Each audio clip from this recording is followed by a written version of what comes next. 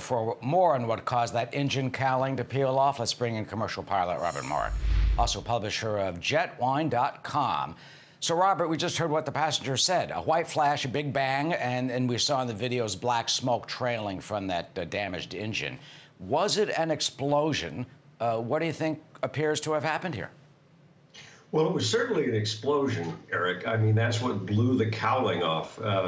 The fan, the part that most people see when it's on the ground in front, seems to have remained intact. So at this point, we're not sure exactly what happened or why.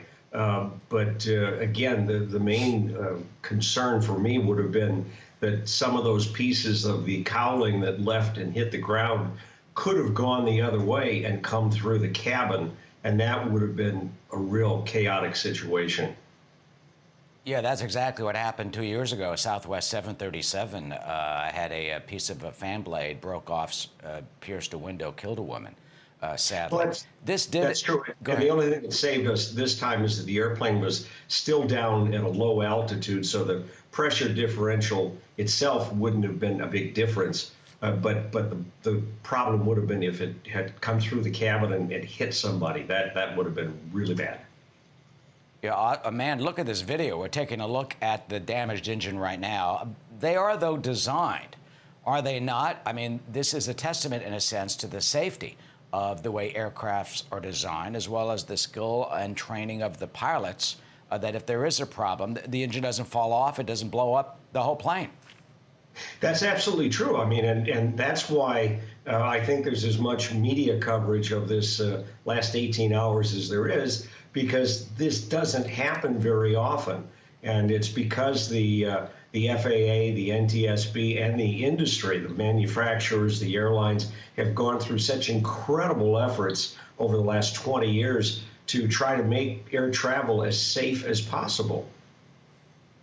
This did happen 2 years ago. Similar 777, United Airlines, Boeing 777, departing from San Francisco International Airport, SFO, to Honolulu. On descent, that 777 suffered a engine surge and a compressor stall, and the same thing happened. Do you think that this is a repeat of a potential engine surge and compressor stall? And exactly, can you describe what that means? Well, it's going to be really hard until they, what they'll do is when the airplane is towed to the hangar, which I'm sure it's already been by now, they'll remove the engine from the aircraft and take it apart piece by piece. I think that will really give us the best indication of what happened. But I think that compressor stall or no, the most important aspect is that the engine hung together. The explosion, whatever it was, caused the cowling to go, but the engine stayed intact. And again, that's what it's supposed to do. Normally, the cowling is supposed to stay there too, but in this case, it wasn't that big a deal.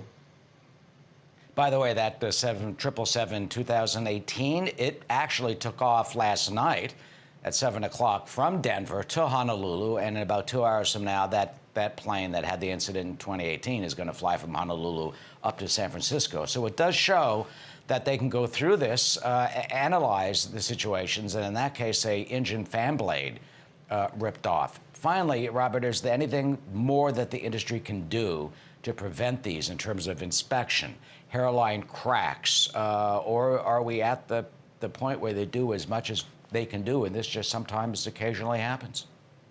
I think, I'm not a mechanic, I'm not an engineer, I just drive these things, but I think that we need to continue to train the pilots and the flight attendants, and we don't want to make a short change of the role the flight attendants in the back had for trying to keep people calm and keep them safe during this emergency, but also with the mechanics on the ground that there's no room for skipping steps or saying, well, we'll get to it later, or maybe it'll cost too much. We don't do that normally. And I think even though the economy and the flying industry has suffered a pretty awful blow in the last year, we have to make sure that we don't change anything, because that's how we will keep the public safe.